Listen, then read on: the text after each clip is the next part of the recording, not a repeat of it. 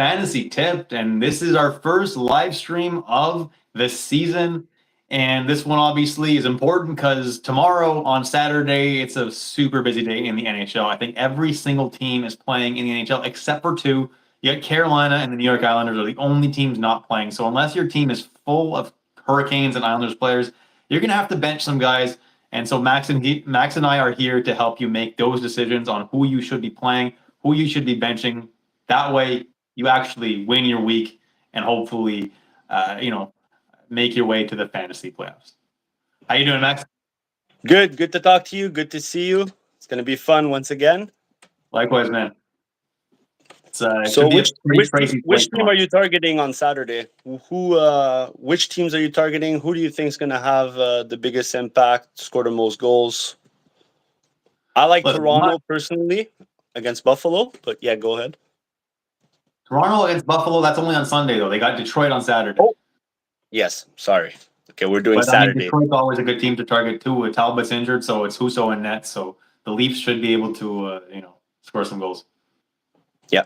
As for Saturday, who are you targeting the most? I mean, I'm not adding any players for Saturday because you've got a full lineup. But like you said, the Leafs are going to be a great team. You're not going to be benching any of your Leaf stars, that's for sure.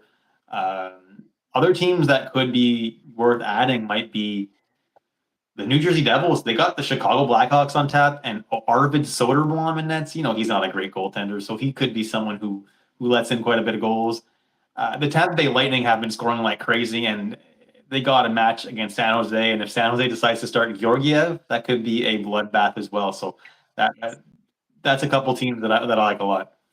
No hope for Georgiev to turn it around in San Jose. I don't know about it. He did win last night, but I don't know. Maybe they'll start Vanacek though if they're gonna alternate the goalies. As per Chicago, they're on the back-to-back, so they might even play Drew Commesso.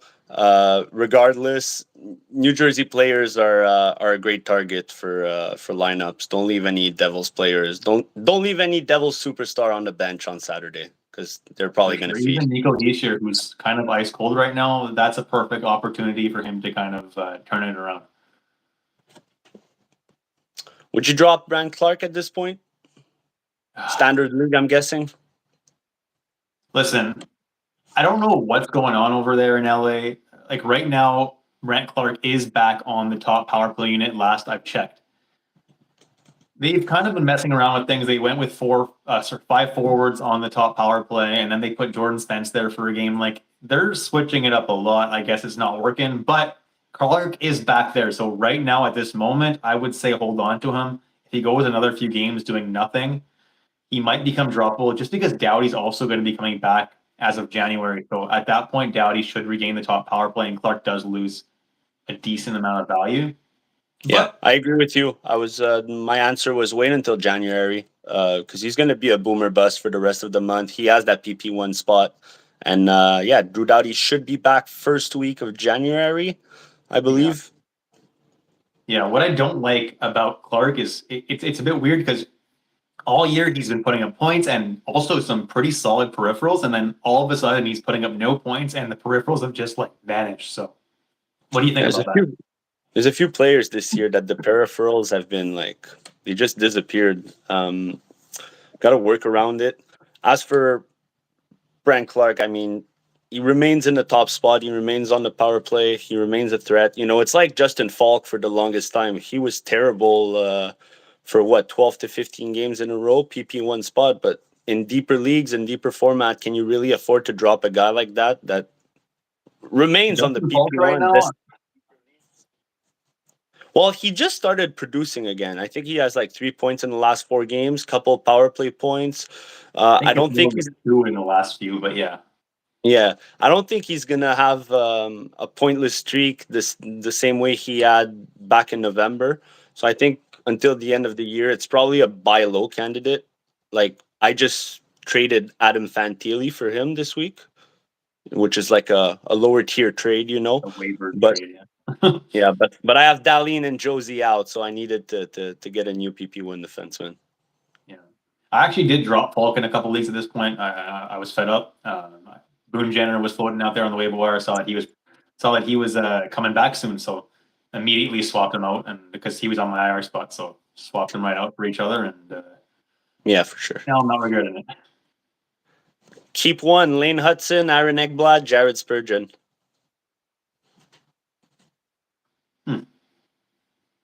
That's tough. Honestly, I like all three right now. Personally, it's gotta be Ekblad because he's on a very good top power play and has been producing more than the others. Lane Hudson doesn't put up a lot of peripherals, and Spurgeon, he's been pretty decent as well, but just isn't putting up as many points as Ekblad. I'm not sure if you agree. I don't own Ekblad in any league this year, Neither do I. so I'm not gonna lie to you guys. I haven't been keeping tabs on Aaron Ekblad, but I've always loved Aaron Ekblad more as a hockey player than as a fantasy asset. Glad he got his ring. So yeah, I have to look at it first. But my first thought was Jared Spurgeon. He's been good. He's on a great team. The blocks, he normally blocks a lot. What do you think? How do you feel about that? I would for sure go Ekblad and Spurgeon before Lane Hudson because Lane Yeah. gets you the occasional points. If he goes off, he goes off, but he can have a few games where he does no point and the peripherals are not large. Yeah, that's the thing with Lane Hudson is like he just came off a 7-game point streak, which is awesome. But the thing is, if he doesn't get a point, the peripherals are like nothing. So he's not getting much for you. I do still love him. I do still think he should be added in more leagues. But if you have to decide between those three, yeah, I'm not choosing Hudson. So Ekblad got added to the top power play and scored a whole bunch of points in November. Since the turn of the month, though, he got a point and then he went on a 4-game pointless streak, but he's still on that top power play with Kachuk, with Barkov, and stuff like that. So he's shooting the puck. It hasn't been too bad. Obviously, Spurgeon plays with Kaprizov, which is great. But yeah, no, Ekblad is the guy, I think. As long as he keeps getting that top power play time. There's a certain feeling I have though with guys like Spurgeon and Ekblad. These are the type of guys that they can lose their PP1 in a matter of moment, you know. And if Forsling gets the PP1 back, or if Brock Faber gets the PP1 back, I don't know if they're playing together on the PP1 or if Faber's on PP2 right now. Faber's PP2, and honestly, he wasn't that great on PP1, which is why they went with Spurgeon. Spurgeon hasn't been too bad over there, and in Florida, I mean, what's the competition like? Uvis Balinskis, like he was there for a lot of the year. Obviously, it wasn't that great, and I mean, Forsling hasn't been tried out on the top power play at all. I don't know why they don't want to try him out, but they don't seem interested in that. And Ekblad's been fine, so as long as he is producing, he should keep that spot. If he continues on his dry spell, he might be in trouble.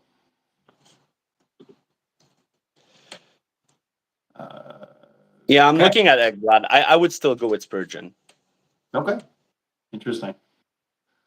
Next question. Also have the Wood tandem, Kemper and Markstrom. Should I drop Wedgwood? I do think Blackwood's going to be the starter in Colorado, but the thing is with Blackwood is he's always had an injury history, so they may not want to start him too much. I'd wait to see what the starting split is before you drop Wedgwood, but I do think Blackwood should get probably 2 out of 3 starts or so, at least. I have a hot take. I bought in on Wedgwood instead of Blackwood. I know everybody turned to the new hot thing that's arriving, you know, but Wedgwood before the last game was 2-0-1 and had incredible stats since arriving. So I think it's his crease to lose. I don't know But about he that. just lost the other night. But no, for everything index that Blackwood will be the 1A. I'm just saying, let's not count Wedgwood out. If you can afford to wait a little bit, wait a week, see how it goes, then I wouldn't drop any of them until you have a clearer idea. Yeah, it's definitely possible that it's a 50-50 split. again, but they may want to just try to keep Blackwood healthy. That's a big factor too. Blackwood's always been a great goalie. It's just been his health that's always been a factor. So that's definitely a possibility. Jack Hughes and Nico Hischier on my team. Jack being Jack, Nico is streaky at times, but prefer him to Mark Stone. Yeah, of course. Nico Hischier is a top tier player in the NHL. Yeah, he's been cold lately, but you're going to want to start him on Saturday because the matchup's great and it's a perfect opportunity for him to turn things around. Yeah. Just dropped Meyer and Nason from New Jersey. Way too sporadic. I don't know about that, but Meyer. I hope you're in like an insanely shallow league, and even then, I don't know why you're dropping Timo Meyer. I don't know what you think, Max. Well, yeah, there's nothing to be said. Timo Meyer is a must hold. Yeah, for sure. Sell high on Travis Sanheim or keep him? He's someone who I think is streaky. He'll go for a couple of weeks. He's gonna score you some points. He's gonna get decent peripherals, and then he'll just disappear for like 2 weeks and do absolutely nothing. Okay. He's not someone I absolutely love in fantasy, but he's definitely someone who helps you out in a pinch if he's available, if he's floating out there and you need a defenseman. Depends what you can get for him. Also, if you can get an upgrade, Sanheim plus for a better defenseman that's more stable and consistent, or Sanheim for a forward, depending on the position that you need, then sure. But I don't think his value is that high. I think he's more of for shallow leagues. Obviously, for shallow leagues, he must be an elite streamer. But like you said, this guy can completely disappear at times, and try not to hold on my teams. I don't own Sanheim anywhere. Neither do I. And not a fan. So yeah, if you can deal him and someone like willing to pay a premium for him, yeah, go for it. So, Drewski says something that we were talking about a little bit earlier before the stream.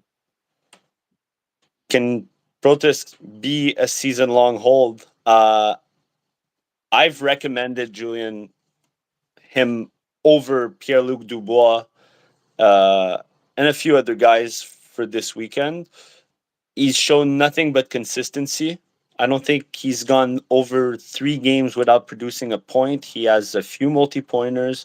He's been really good. And the most surprising part is he's been really good without Ovechkin. Yeah, that's the most surprising to me. I dropped him the second Ovechkin got injured. I'm like, this guy's going to start sucking. And he did for a few games, but then he picked it right back up. Yeah, very, very, very surprising. I think maybe sell high. Sell high, but also if you can't sell high, there's no reason to drop him. Yeah, he's only owned in like 16% of leagues or something. So you might as well roll with him while he's producing.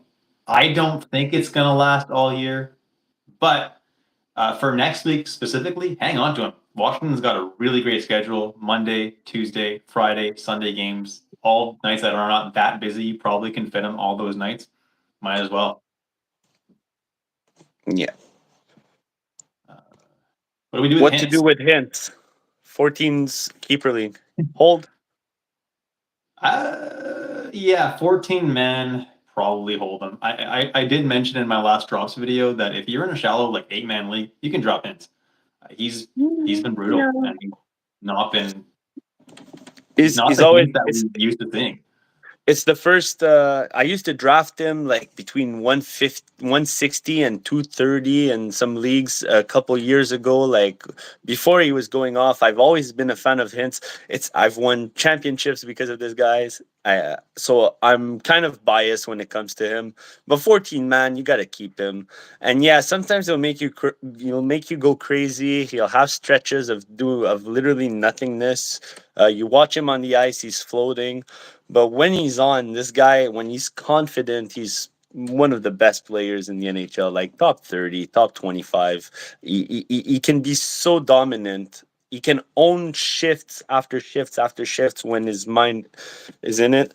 14 man, you got to keep him. Yeah. The biggest problem is he's glued to Jason Robertson, and he's been really cold this year too. So they really got to just figure it out together. They're both keepers, you know. You can't drop guys like that. Top line, top power plays, like 40 goal potential. Stuff. Let's go to the next question.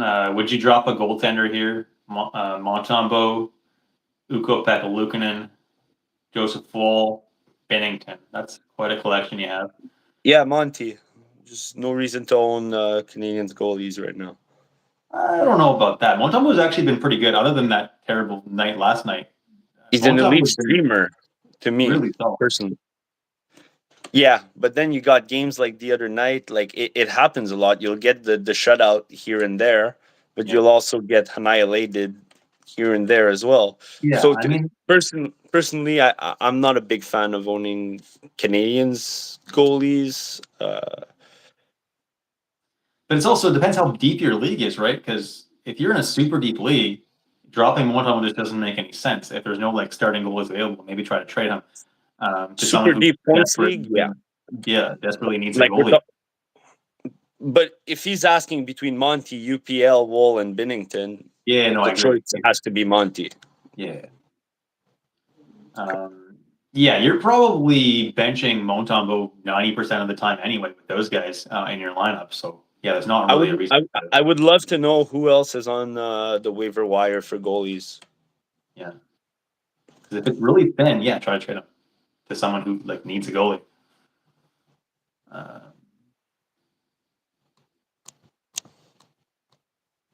Drop Nelson in a 14 team points league. Couldn't deal with inconsistency. Yeah, I don't know if he's a waiver in 14 team, but in shallower, he hasn't really been as great this year as he has in the past. So yeah, has been kind of droppable. But when he's hot, you really want him on your team. I'm a big fan of Brock Nelson, personally. So yeah, it also depends what kind of league you are in, of course. But Nelson is a keeper in, I would say, 12 man's league and above. I wouldn't drop Brock Nelson. I know he had like an assist in the last 7 games. He's not doing so well, but he's going to bounce back and he's going to have one of those 5-6 goals in 10-12 games that we're looking forward to. Yeah, I think maybe in 12 man he's droppable, but above that I wouldn't. Hey boys, what are your thoughts on Jason Robertson? Is he still a hold? Yes. We just kind of just talked about that briefly, but yeah, he's a hold. He's not someone you can drop. Ross Colton, Riley Smith, or Nick Paul, what would be the best pickup? Where's Nick Paul playing right now? I'm gonna check that. I don't love any of those guys, if I'm being perfectly honest with you. Okay, Nick Paul is playing on the third line with Goncalves and Chaffee, so that's a hard no. To me, it has to be Colton. Yeah, I think so as well. Riley Smith is on a decent line, but I don't think he's quite what he used to be. I don't think Colton is really great either. I know he's rostered in like 40+% of leagues, but he definitely shouldn't be. He's not a top power play guy. He was early in the season. That's why he got added in so many leagues. But you mean Ross Colton? Yeah, you're talking. Yeah, it's only Sorry about that, guys. They've been alternating the lines like for weeks now. Colorado has not had the same lines like 2 games in a row, like over 2 games in a row in a long time. So I wouldn't be surprised to see Ross Colton like back on the first line, back on the second, back on the third in the next few weeks. Well, the thing is that now the team's kind of healthy, right? The lines have been the same for at least 2-3 games. But Lekkonen's with McKinnon and Rantanen. Colton's been with Middlestat and Nichushkin, which is okay. But Nichushkin's really more of a producer on the power play. So I wouldn't be expecting too much from Colton. But out of those 3 guys, he's the guy. Is Dylan Holloway a keeper? Right now, yes, absolutely. Yeah, I mean, he's like are you talking like keeper league like at the end of the year to keep him? It really depends on your keeper settings. What's that? Whatever that is. He is No, not I actually. think I think he means a keeper for the rest of the season. Yeah, it's possible. He's still not getting top power play time, but despite that, he's been producing. So, Doesn't uh, matter. Nice pair-ifs too. yeah. Marchessault, Zetterlund, or DeBrusque? DeBrusque,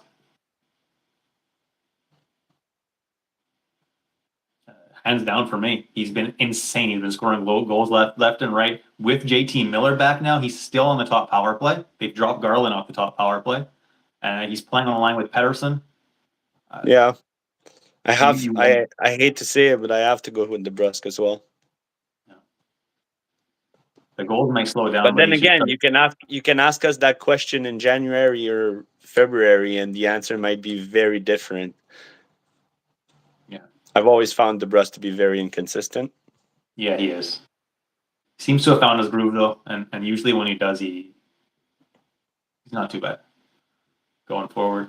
Uh, Goalies this year are so volatile, except for Helva.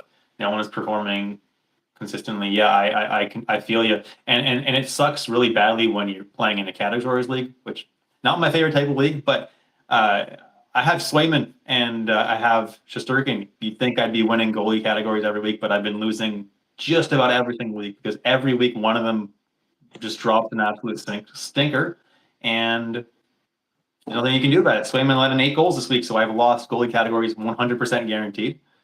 Um, I'm against freaking Stolars, and that's just the way it goes. At least he didn't get his W the other night. You're safe with that. Yeah, maybe he can win wins. That's about With it. Gibson returning, should I continue to play Dostal or should I get another goalie? Well, it's pretty much a 50-50 split right now, right?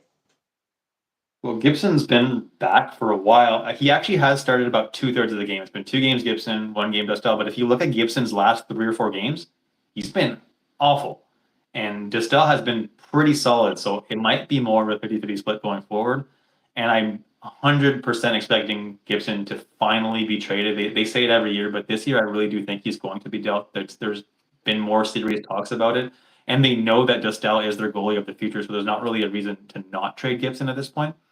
Again, So it would be fun to see the goalies available in his leagues. If he has either Blackwood or Wedgwood, I would for sure do Dostal for Blackwood or Wedgwood. If he had, you know, uh, not you. I wouldn't drop Dostal in if it's a points-based league. Absolutely not, because Anaheim gets so many off nights. So even as a third goalie, you're going to be able to play him almost always, just because of the very high amount of off nights that Anaheim gets. So I'm a big fan of Dostal. Yeah, but like you said, if he plays 34 or 40% of games, is it really worth a roster spot in a points league? Yeah, he was getting 33% of games or so, but I have to imagine he's going to get more going forward just because Gibson has been really bad. Like Yeah. 5 goals plus for like a few games. So What teams were they playing? I have to check. I But they just can't. got slapped by Ottawa 5-1. Yeah. That was the most recent one. Let me check John Gibson because Dostal has been losing or winning, but with decent numbers, and then Gibson's just been losing like consistently with not good numbers. His last 5 games, let's go last 4 games. Loss against LA, 2-1, not so bad. Loss against Vegas, 4-1, not that great. Loss against Minnesota, 5-1, and loss against Ottawa, 5-1. So 3 games straight allowed 4 more goals. I mean, Vegas, Minnesota are not, and Ottawa are not like terrible teams, but still. Isn't Vegas like number one in their division in the standings? Uh, Sorry, Minnesota. I don't know who I Minnesota said. is, yeah. Minnesota's number Yeah. one in the NHL, I'm pretty sure. Yeah. You said they played them, right? Gave up Yeah, 5 Minnesota, goals. Ottawa, and Vegas. Yeah, those are some tough customers too. Do you think what teams have Dostal played in the past 2-3 games? Because this is interesting to see. If he gets softer matchups and there's a trend to it, then maybe he's going to be more valuable Let's than what I thought initially. so last 4 game, let's go last 5 games for Dostal. 4-2 win against Dallas, great save percentage. 3-2 loss against Seattle, pretty close. 4-3 shootout win against Ottawa, who Gibson just got demolished by. And 3-2 shootout loss against the Habs. Could have yeah, easily won that game. The and Anaheim Ducks completely dominated that game. They should not have lost that game.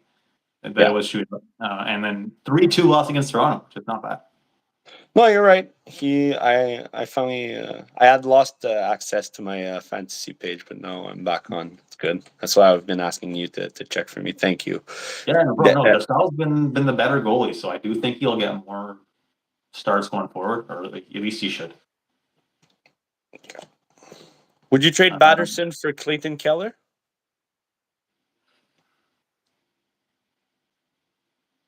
yeah, I so, wouldn't. oh, Yeah, you take Keller for Batterson? well, you're getting Keller, so yeah, Okay. yeah. Yeah, Yeah, Keller's the better player in my opinion, so I would do it. You? I like Batterson this year. I think he connects perfectly with his teammates. That line is amazing. They've been producing incredibly for fantasy, all kinds of leagues. Drake Batterson, Josh Norris, Brady Kachuk, and Clayton Keller sometimes can be sporadic, but he's got a very high ceiling. He hits big too, with the amount of shots and goals he does. But points, shots and points he does. But overall, I like Drake Batterson. Even I know he said no hits, not a hitting league, but Drake Yeah, Batterson gives a bunch of shots. He gives hits. He gives blocks. So it's a much safer floor than when Utah is getting shut out or scoring only a goal or two per game in bad sequences. yeah. The only thing that's a bit concerning is his 18 or almost 19% shooting percentage. That's definitely going to slow down. Um, so I mean, I think he will continue to have a great year. Just expect a little bit less goals. Um, whereas Keller's actually, below the last 3 years in his shooting percentage. So I'm expecting him to start scoring a little bit more. So he should uptake a little bit, whereas Batson might downtake a little bit, if that's a word. So yeah, not a bad trade, but Would you drop Stamkos for Celebrini? no. Me neither. Traded GT Miller for Zach Hyman. Roast me. Uh, Well, Zach Hyman has 4 goals in the last 4 games, I think. So I hope he continues for your sake.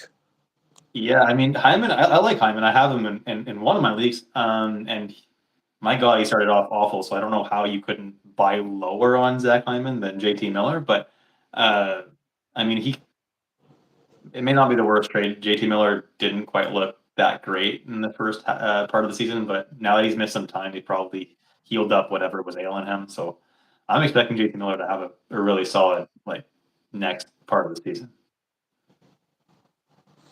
Yeah, it's kind of a bad trade.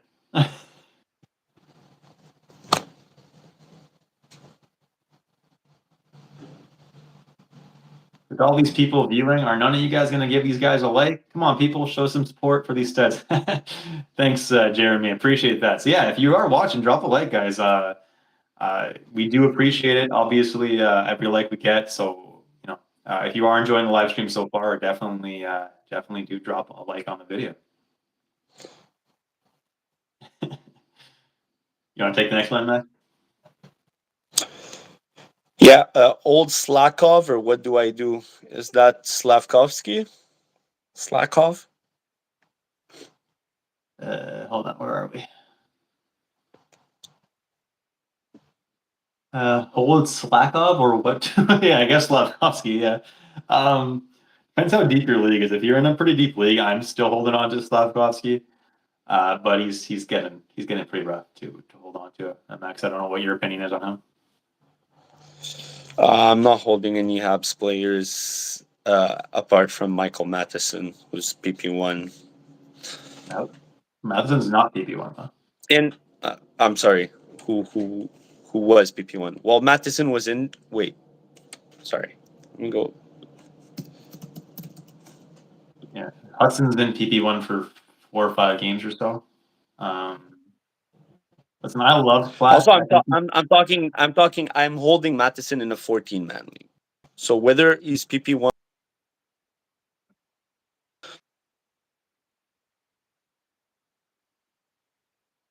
yeah, he gets good residual shots, over almost 2 shots a game, 2 blocks a game. To me, that's good residual enough in the hopes of getting some points. He has 15 points in 27 games. Of course, the minus hurts if your league counts plus minus. yeah. But as per the initial Slavkovsky, nah, you can drop him in standard leagues, 8, 10, You think so? 12. Personally, yeah. If it depends on the option, it's hard to He's recommend something when you top don't power have. play on a line with Line. I mean, I can see him definitely bouncing back. Like he was someone who was primed to have a huge year this year. I mean, if he can just figure it out, he still can. That's the hope if you're holding on to Slavkovsky because he can have a monster year. He shoots, he hits. Like if he can get back to what we know he can be, he could Yeah. have a monster fantasy season. I just as soon as they took him off the line with Suzuki and Caulfield, it just hasn't been the same. I don't know why they haven't put him back. Uh, it just doesn't make sense to me. Like I said, you don't drop him for a garbage bag, but that's why it's always it would always be fun to look at what's on the market, but he's not a for sure keeper for me personally. Yeah. What do you think of Nazem Kadri and Oliver Bjorkstrand?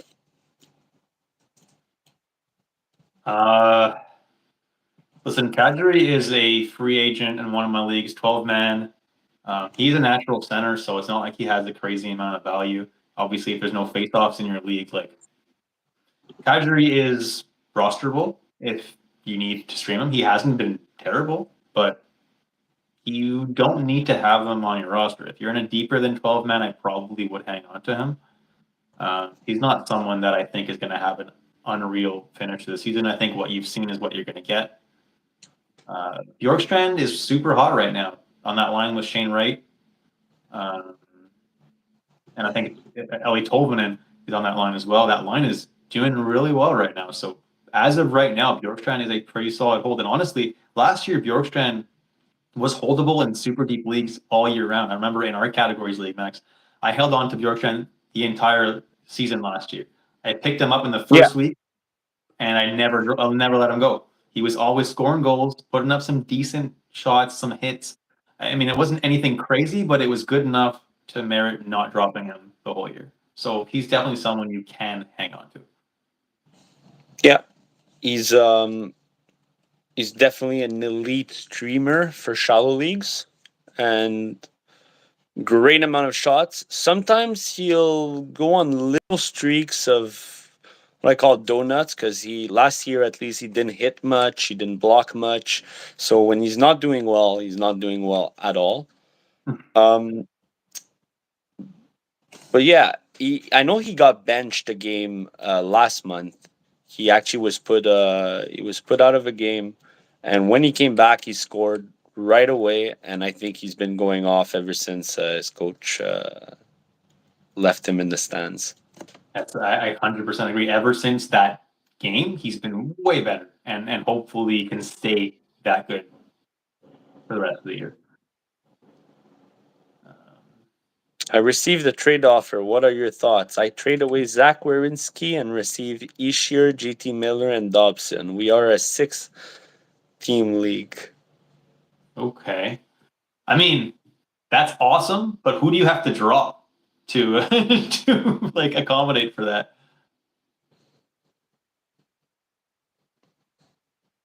Like that should be Thoughts a on no-brainer. I'm just curious who you'd have to drop. yeah. Thoughts on Kreider rest of the season? I actually want to take a in-depth look at his stats because he's been really, really bad. So I mean, I can only imagine that he's going to turn it around. I haven't really. His shooting percentage is a little bit shy of his career average. Nothing too crazy.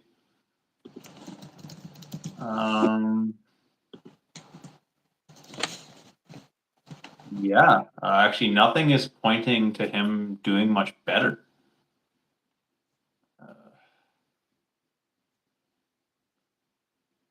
I've never been a big fan of Kreider for fantasy. I think this year is the first season I ever own him in like 8 years, 8, 9 years. There's always like at the draft there's always other targets around the time he actually gets picked, and I never go for him. But he dropped really far in one of my leagues, and it's the first time I ever roster him, own him. Yeah, I think Kreider will do better. I mean, he's got 10 goals and 1 assist. Like, what's that about? He's always been more of a goal guy than an assist guy, but I think it also is hurting him that Zibanejad has not been that great, and he's glued to Zibanejad. And it's kind of like the Jason Roberts and Dominant. Haim situation. They're glued together. So if one of them's not doing well, the other one isn't either. Zibanejad has gone through this before. He's gone a whole half the season where he's been just freaking awful and then Yeah. absolutely lit it up in the second half. So if that happens, Kreider is going to be in for a treat. But it really depends what happens. And also, there's rumors of Zibanejad being traded and stuff. So it really depends what's happening there. So That 1 year Zibanejad was terrible. It was until December. I think that was 2 years ago, right? yeah, He was yeah, so bad that I got to trade Phil Deneau and like a second tier defenseman for Zibanejad. And Zibanejad was on the third line, was being benched from the power play, and then he just went absolutely crazy in the second half. And that's still to this day one of the best trades I've ever done. And I bought low on Ziba. As for yeah. Kreider, I agree with you. I don't think it's gonna get much better than that.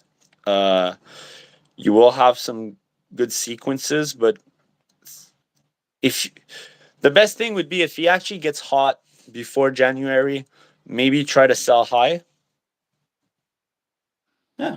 I think he could turn it around though. If Zibanejad really does like bring back 2 years ago, second half of the season, Zibanejad, Kreider could definitely reap the benefits. Well, we know that Zibanejad goes off in the second half every single year. Yeah. I don't know what's his issue from October to December. He doesn't care, and then as soon as there's no more snow on the ground, he becomes another player completely. Dominant, fast, producing. The guys around him get better. Have Yeah, you not sure. watched some Rangers games recently? What's the issue? Did I haven't watched in a couple weeks, so I can't tell you, but Yeah, I haven't watched the Rangers too much lately. yeah. But yeah, no, he'll figure it out, I'm sure. Lankinen, Um, Otter, Jari, and 13-man league. Should I keep all?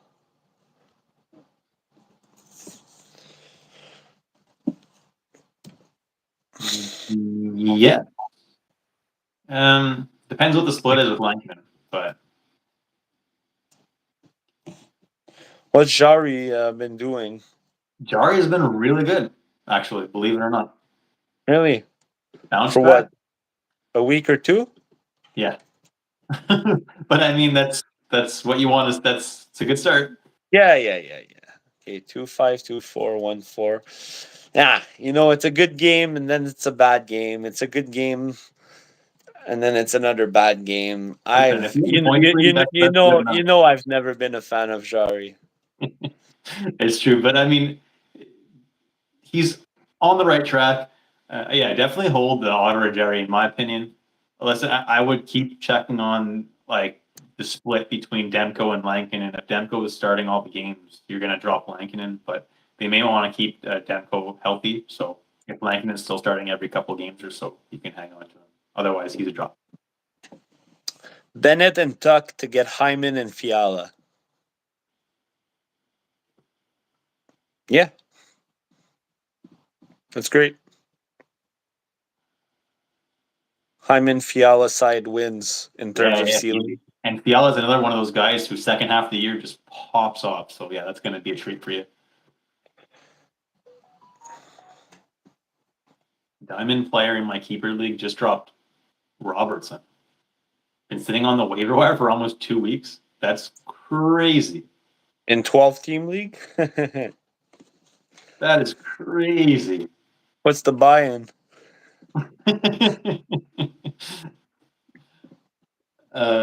Yeah, I mean, as soon as you see him start popping off, maybe add him like ASAP.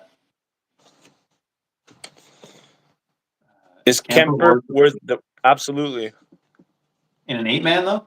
He's already got Bassey and Lowell. He should. I mean, it should be. If it's a categories league, I'd say no. You're set for your categories. If it's a points league, pick him if he's available and he's consistently there. You can pick him up and drop him. Pick him up and drop him. That's the fun of 8-man leagues. Yeah.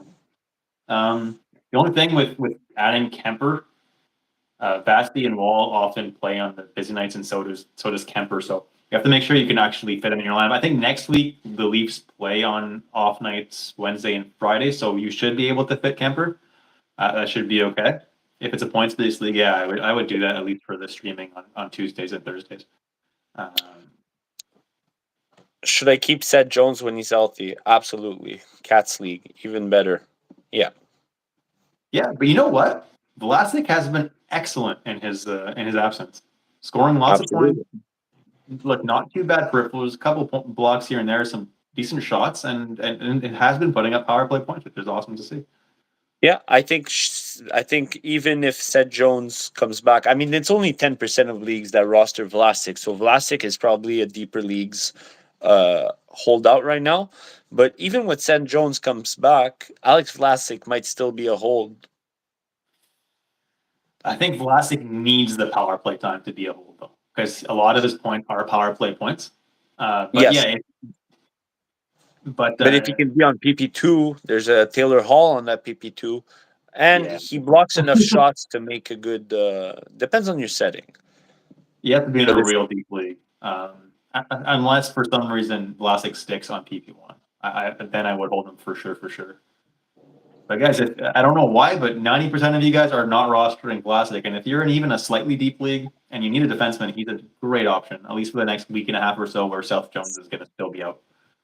Yeah. Should I keep Stamkos 10-man league?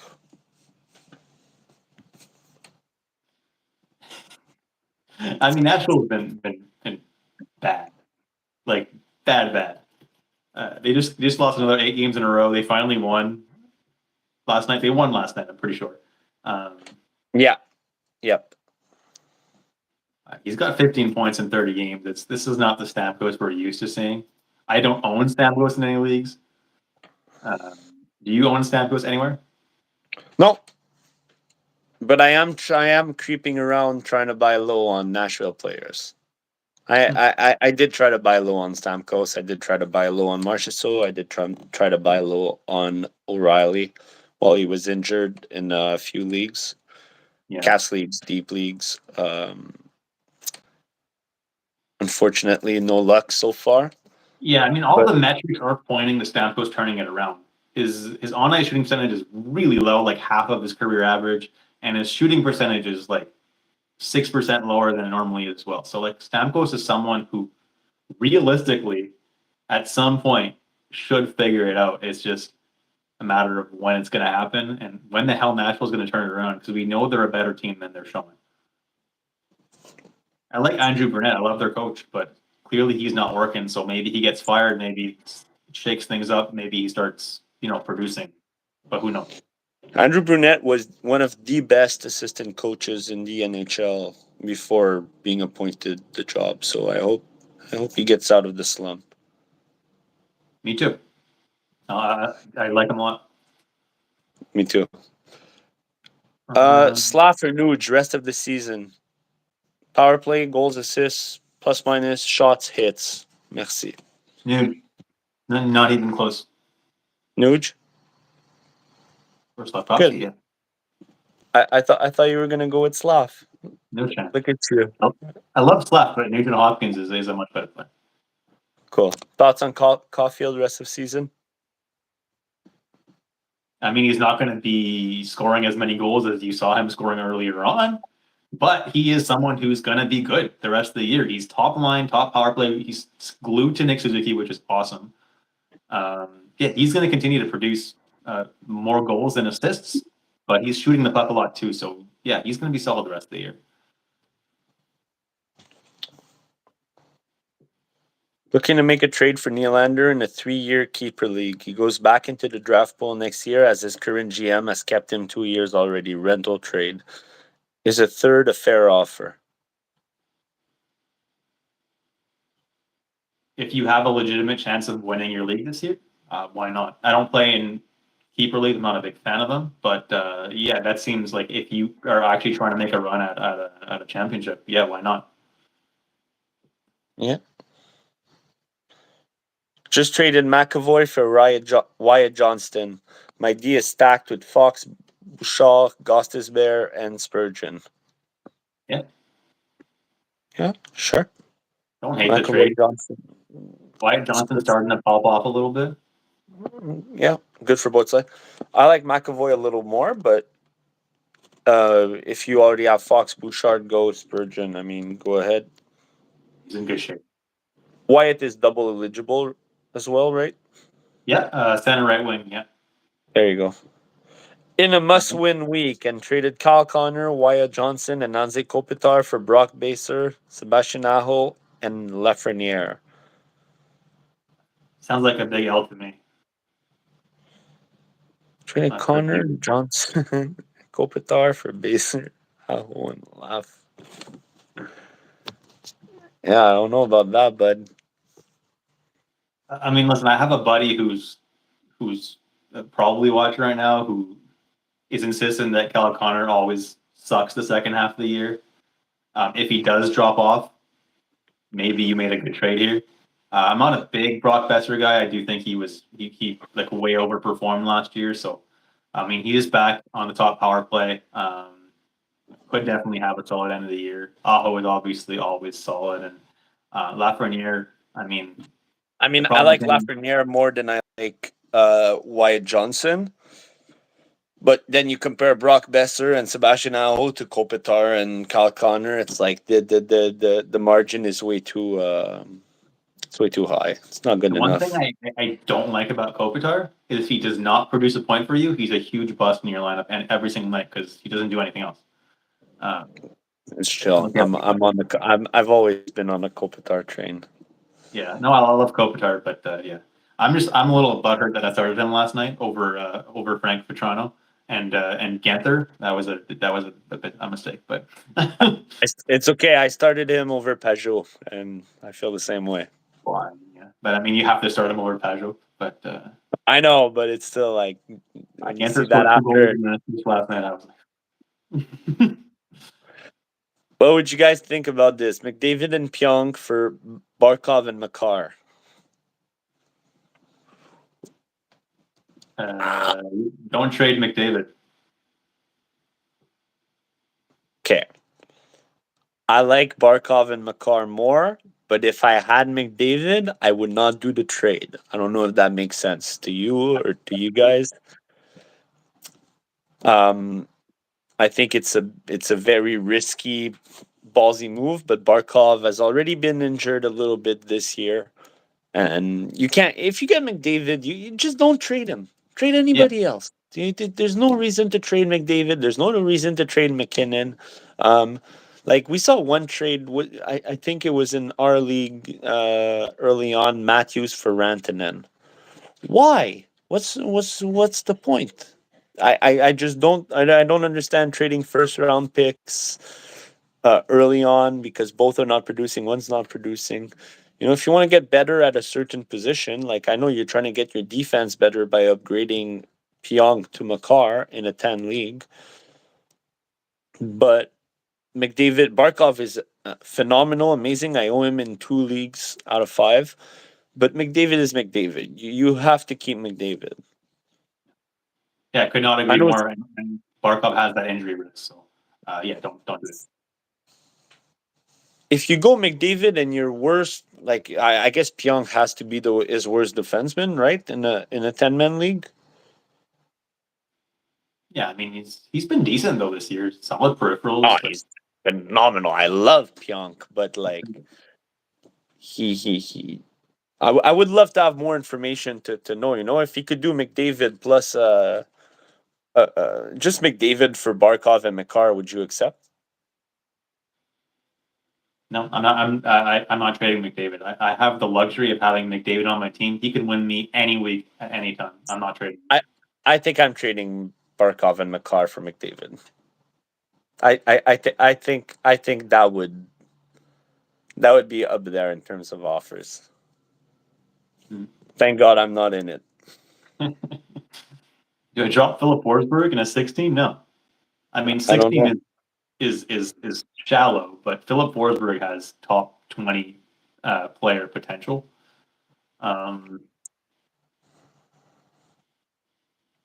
Is there hits in your league? Tom Wilson definitely is very valuable if there is. I mean, how smart are your league mates too? If they're like they don't know anything, you can probably drop Forsberg and get away with it, and then pick him back up when he starts producing again. But I'm not taking that risk. Nah, me neither. Kaprizov, Stützle to get Pasternak, Kyle Connor. No, No, no. absolutely not. Hang on to the Hart Trophy winner Never in in a million 2025. years. The hell is this? Now, Bissell has been awesome this year, and Kaprizov has been insane. I do think Pasternak's going to have a really, really, really good 2025, just because he has not had the best 2024. But yeah, I know. No, Bissell, Kaprizov, for sure. Keep holding Freddie Anderson. I mean, if he's on your IR, he's not hurting you. He might start before 2027. um, Listen, the Hurricanes did make some trades, or signing. They signed Tokarski, which is a little bit concerning on Freddie Anderson's availability for the rest of the year. I don't know if Well, he'll Spencer play. Martin had been bad. Like, Yeah, bad. You have one of the best teams in the league in front of you, like one of the most well-coached team, and you're getting goals. Something had to happen, and Dustin Tokarski he's known as a savior, I a love Dustin. short-term savior. I Who love. doesn't like Dustin Tokarski? I always I, root for him. Every time I see his name pop up, I'm like, oh, come on, buddy. Go get it. Seriously underrated. If in limited starts, he'll perform. But yeah, I'm not optimistic about Anderson playing for the rest of the year. I'm really not. Any chance Vlasic would stay PP1 after Seth Jones comes back? I'd say like 90% chance no. No. Um, Well, I would go 70-30 because maybe they'll put Vlasic with Seth Jones yeah, and but make two good units. I don't know. I mean, I don't think Chicago has the talent to make two good units. So, Get two medium units. but hey, it's possible that the coach wants to prioritize like young player development. Maybe they do keep Vlasic there, but I don't love the odds of that actually happening. Keep Kochetkov when Freddie comes back. I don't think you have to worry about Freddie coming back, to be perfectly honest. And if he does, you're still keeping Kochetkov because he's starting at least half the games because Freddie Anderson is going to get himself injured again if he starts more than that. I think you agree with me on that one, right? Yeah. 100%. Keep Kochetkov at all cost. How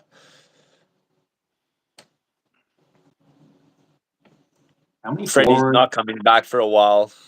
Yeah. I think he'll be back in March as always, and then go on like a 9-win in 10-game streak just to solidify his stats and be good for the playoffs. Yeah, that's possible. You can't expect more than 25 games in a season for Freddie Anderson. How many forwards, these goalies, do you typically try to have for a 17-man roster? I got 8 forwards, 7 Ds, 2 goalies. What's most optimal to run? It's a 17-man roster without specific positions? Or are you trying to ask me like what the better league settings are? Because 7D sounds like a ridiculous amount. Yeah, depends how good your 70s are. I think it's better to go 9-6-2 or 9-5-3 if you have 4 open spots in your lineup for defensemen. I think 9-4-3 or 9-5-3, sorry, is the most optimal for me. In points leagues, in category leagues, maybe 9-5, 9-6, Yeah. 9-6-2, 9-5-3. But I've been running with one goalie in 2 leagues this year, and in one league I'm 7-1, and the other one is an accumulation of points for all the categories. And in both leagues that I have one goalie, I'm in the top 2, so I can't complain on the one goalie strategy for cats leagues. For Cats leagues, I 100% agree. So maybe even go like 10-5-2, 10-6-1. I'm running with Joey Dacord too. I know I'm not going to be able to survive very long. I just picked up Wedgwood last week, The but Cord's a phenomenal goalie, man. I wouldn't be too worried. the cord has been so good to me. He's a great goalie. Chances of Martin St. Louis being back next year. Feel like the message doesn't go 97%. through. What do you say? 97%. Doesn't matter. He could lose all the games. He's not getting fired. I He think was there. Martin St. Louis will be back, but if the Habs are smart, they might make him the assistant coach rather than the head coach. Yes, I've thought about that, but I think you give him another. He's not here to. He's not here to win us a Stanley Cup. He's here to develop the young players. He's here to build the. How can I say he's there to build them character, to show them how to be professionals. That's why he's there. He's not going to get fired. There would be no point in firing him when, for the first time since his coaching career started 3 years ago, he's just had a full roster for the first time. Yeah. It's the only coach in NHL history that had never coached a game with a full roster available to himself. When Liney came back, it was the first time he had a first roster, and guess what? He went 2-0, 2-0 or 3-0, Yeah, it was something with like a that. full roster. So no, he's The not one going thing anywhere. I do want to knock him for though is the young guys. They're not doing that well. Doc, Newhook, Slavkovsky this year. I mean, Slavkovsky last year was one thing. Slavkovsky this year is another story. Um, they need to start playing better, and St. Louis has to get the best out of them. Yeah. It just We're also at the first tier of the year. I feel like people are jumping way too quickly to conclusions. Let the guys play, let the guys develop, and let's finally see what they can give us. I know it was horrible yesterday, and the funny thing is, I almost went to the game. oh yeah, Yeah, yesterday. but I yeah.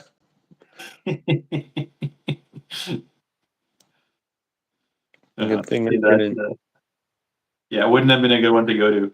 But you know, at some point I was just happy because I was like, Raquel's got me 4 points, and I have him in like almost all my leagues. I was like, yeah, screw it. I don't really want the Habs to win anyway. I want a bottom pick, so Eric whatever. Carlson didn't do anything. He's the only guy on the pens I had, so I was just pissed.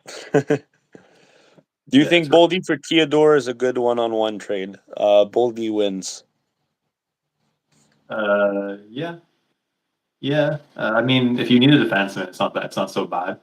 Um, yeah, I think Volpe is the better Boldy side. definitely takes it. Aho and Laugh both have Sunday games. I was hoping to drop Johnson 12-man league. Yeah, that's good. Who would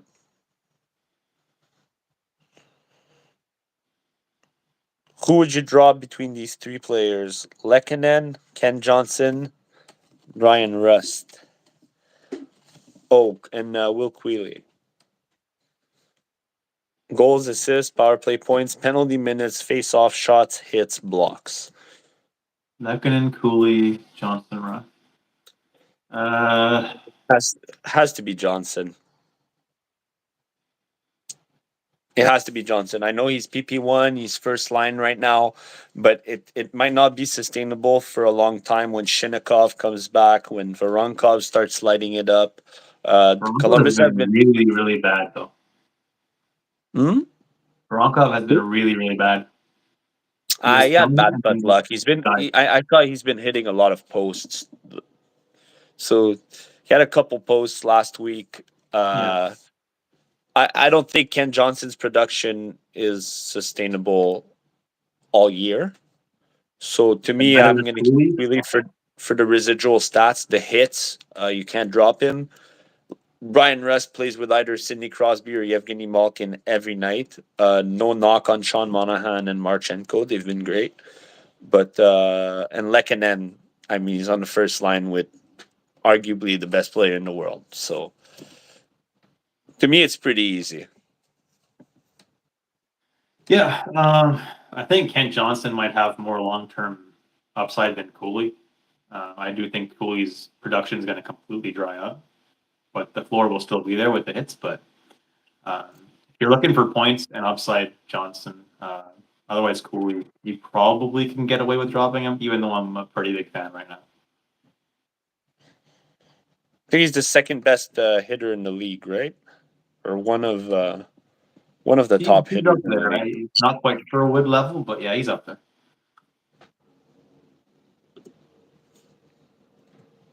Ottinger, Jari, Lankinen, keep all 13-man league. Again, Lankinen, pretty sure we did this question.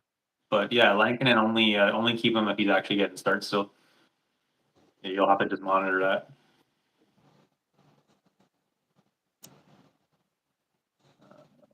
I traded Dahlin and Seth Jones for Kaprizov earlier in the season. I would need to get some defense now. I got Josie, Pionk, Spurgeon, Broberg, Hudson. Would you try to trade Kaprizov more than McDavid? Why do you need a If defenseman? yes, I what don't would think you you're try to good. get? Something like Quinn Hughes plus.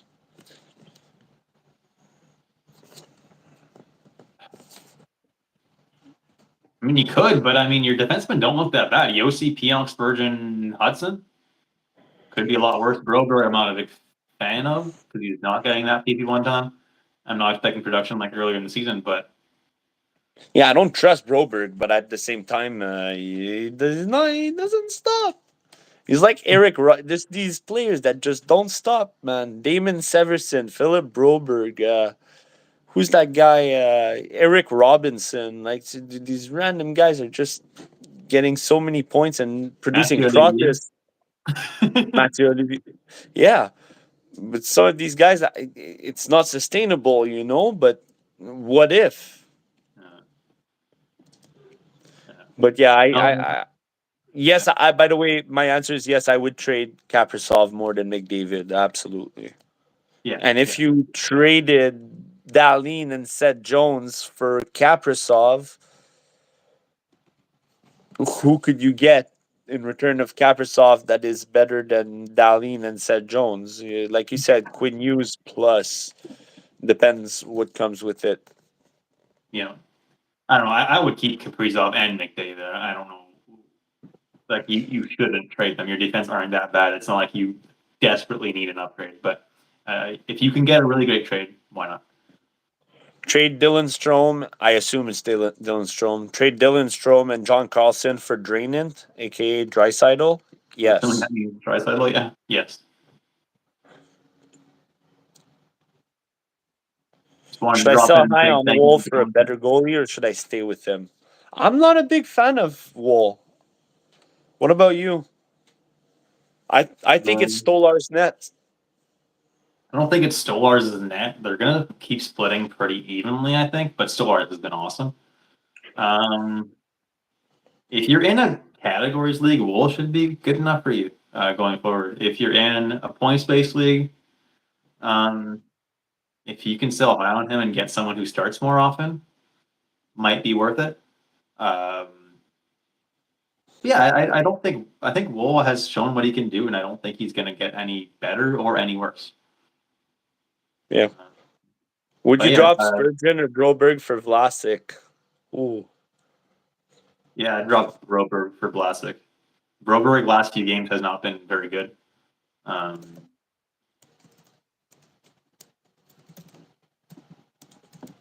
Yeah, you? Yeah. I would drop Broberg for Vlasic, and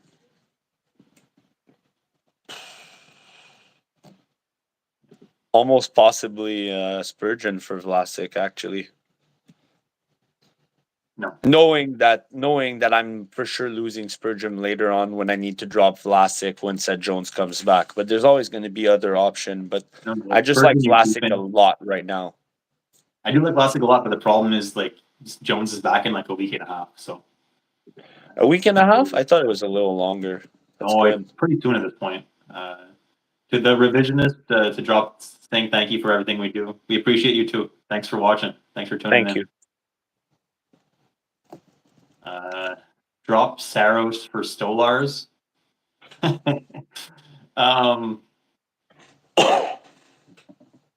No. In a Hold. points-based league, definitely not. In a categories league, you can consider it, but I don't know if I drop Saros. I maybe would trade Saros away. I'm And then buying low on all Nashville stock right now, so I would hold Saros. And they just beat Dallas in Dallas quite strongly, as if they don't have a terrible record and they're a Stanley Cup contending team. So watch out for the Predators. If you own Predators players, don't sell too low because these guys are going to turn it around. They are way too good to just keep sucking. I'm sorry. I hope so. I hope you're right. I like their team, and I really do hope they get better. Best fantasy hockey channel out there. Keep up the awesome work. Thank you. That we really do appreciate that. So thanks for being a subscriber, and thanks for tuning in.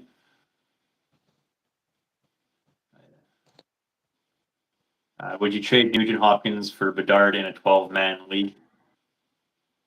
Yeah, I think so. You? It's a tight one. I don't think so, just because I like the double eligibility that Nugent Hopkins gives out. That is nice, but I feel like Bedard has not even been close to how good he can be, and I think he's going to absolutely explode second half of the year. 100%, but also young players under 21 have trouble staying a full season, so that's a big worry for me. If you can do 82 games in his second year, we've seen it with him last year. We've seen it with Celebrini this year. We see it with young players all the time. Leo Carlson, those guys are getting nights off on back to backs with reason. They're still very young. I think it's a good thing some of these NHL teams started doing that. You got to protect your future, and it's good for some of these kids to sit in the stand and look at it with the GM, note some things, point out some things, see what the team does well or not so well.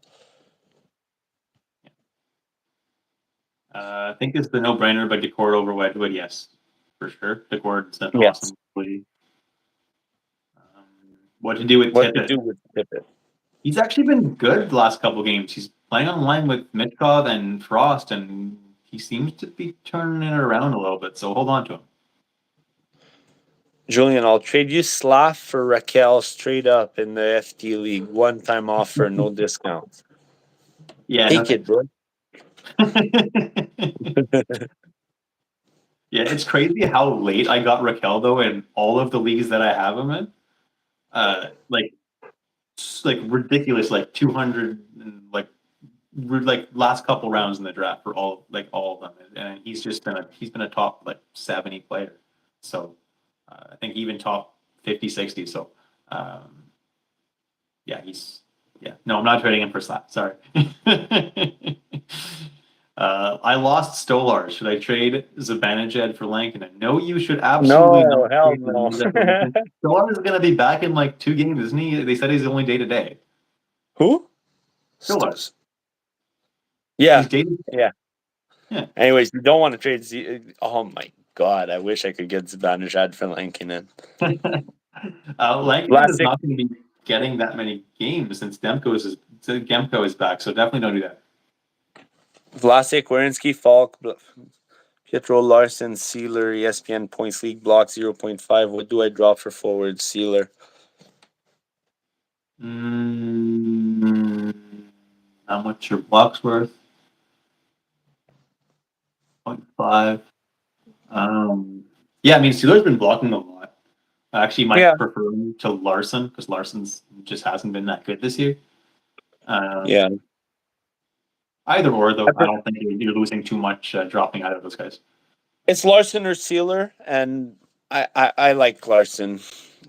I think his ceiling is a bit higher with the hits, the shots, and the blocks. I don't have their stats this year in front of me so far, but Larson, I know he's been pretty bad in some formats and deeper leagues, but I think he's gonna have statistical. I think the stats are gonna fix themselves. He's gonna get some big hits. He's gonna start blocking some more. I've never seen him not block and hit as much as this year. He normally breaks like last year for me. He had like 5 hits or 5 blocks at least once a week, and this year I've seen that. I saw recently that he wasn't hitting the projections, but I still like him more than Sealer. So Brenty Baller wants to know who we should be training Mark Stone for. He wants a goalie. Then goalie wins are worth a lot. Listen, I tried and nobody wants Stone. I tried in the Creators League, nobody wants him. I tried in a few. And I don't want to undersell him too because he's so good when he actually plays. But it's like everybody knows he's going to get injured eventually. Yeah. Uh, yeah. Look, listen. Try to target the best goalie you can. Honestly, right now, a target that could be really good is someone like Blackwood, who hasn't even played yet for Colorado. So there's some uncertainty surrounding him. What? I don't think anyone will. No, nobody. Why would you trade Mark Stone for Blackwood though? What? You would trade Mark Stone for Blackwood? Yeah, I would. Oh, not me. The thing is Marcelo, I think he's going to get injured, and I think he's going to miss. You know? I know, but you're underselling though. Yeah, that's fair. You're underselling. No, you're right. I For a probably wouldn't do that, 50-50 but goalie, I know you don't like Mark Stone that much, but I don't. like when he's No, you're there, right. he's a blast You're right. to have. That's probably an undersell, but maybe if maybe targeting someone like Stolarz, um, just try to get the best goal you can. What about a struggling goalie? What about Chesty? What about? Do you think Boston turns it around? Swayman, like those Saros, actually, Yusei Saros. I would try Mark Stone for Yusei Saros plus. If you can get Yeah, like yeah, actually, Marchessault and Stone, Marchessault and Saros for Mark Stone, and a weaker goalie or a weaker forward, yeah, that would be. whatever. That's the kind of move I would do. You buy Yeah, low. I take back my Blackwood thing. Yeah, I wouldn't do that. But if you can target someone struggling, yeah, yeah. I It would buy depends on what low your on league on is. high ceilings. You know, Nashville players are the gold coins right now. They're all underperforming. It's if you can get like Marchessault and O'Reilly for Mark Stone, something along those lines. Not an O'Reilly fan, but yeah, I definitely agree. Saros, if you can get Swayman or Shesterkin, obviously do that. But um, yeah, I know it's not your I league. have I have the Brinket and Kreider. Should I drop one for Marchessault? No,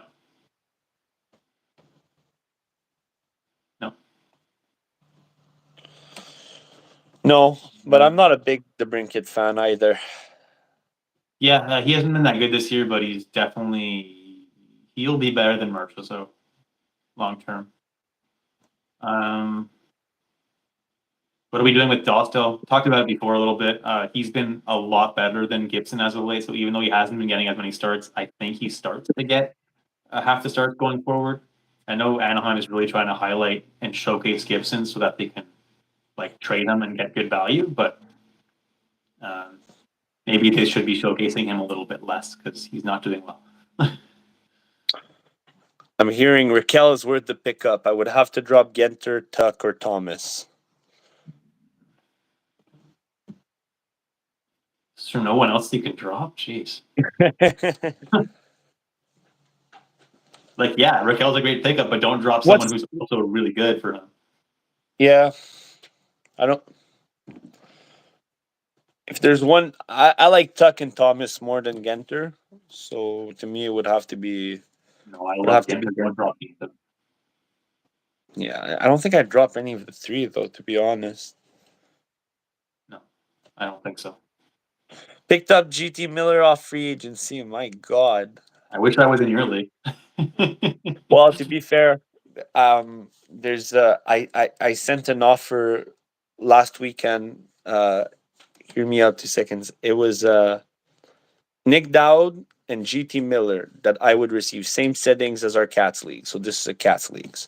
At that time, nobody knew GT was going to come back. So it was Nick Dowd and GT Miller, and in return, I sent Sean Monahan, JJ Pederka, and Landy IR. So it was Monahan, Pederka, and Landeskog for Nick Dowd and GT Miller, not knowing that GT was going to come back this week.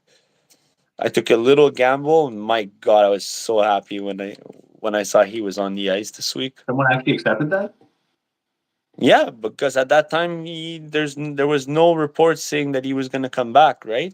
Yeah, but It had damn, that's wow. I got lucky with that one, but he still got Monahan and Pederka. He has a lot of injuries, so he was more in like he started hot and he had 3 weeks in a row where he lost. Like he lost Ovi, he lost Seguin, he lost Miller. So to him, it was more of a like I need to win now moment. Mm-hmm. Yeah, I don't think Landeskog is actually going to play for the rest of the year. Honestly, like I don't know where he is. Like they said he was going to play right at the start of the year, and now he hasn't played. It's like mid-December. Yeah, I don't know. Like he's not an enticing piece to be taken in any trade, in my opinion. Yeah, it's bait. Velarde or But if he Vatrano, does come back, he's a machine. What could What? this guy get for GT Miller as a defenseman? A realistic get defenseman wise for him. I mean, you picked him up off free agency, so clearly the people in your league aren't that smart. Shoot for the moon. I don't know. JT Miller is a realistically like ceiling of a top 20 player. So you could get almost any defenseman for him. Velarde or Vetrano? Who should I drop for Raquel? Velarde, Velarde. never drop Vatrano. You can draw Vetrano, but not right now. No, never drop Vatrano. His floor is amazing. You'll be, Every single night. The hits. no. You'll be able to drop him end of the year when he gets traded to a contender and he's on the third or fourth line, or when Anaheim trades everybody but him. If they trade everybody but him, he's still going to produce, man. He's going to be shooting the puck. Yeah. He's going to be throwing the body.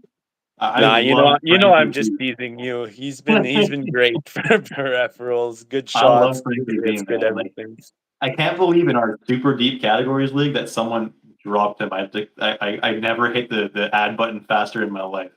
I didn't even care who I dropped for him. I was just like add, and I was like, and yeah, he's been awesome. So Yeah, so definitely Velarde. It's not even funny. Yeah. Are you saying to move on from Saros or hold, buddy? Hold on. Thanks for the answer on who to drop between Kent and Cooley. For context, I already have Sherwood, Zadorov, and Vetrano who cover hits decently. think I'll drop Cooley. Yeah, in a categories league, yeah, Kent Johnson definitely has more upside for points. And if you're Why already not? like, Why not drop Zadorov? Just for. yeah, seriously, actually, I'm just gonna put that out there. Why not drop Zadorov?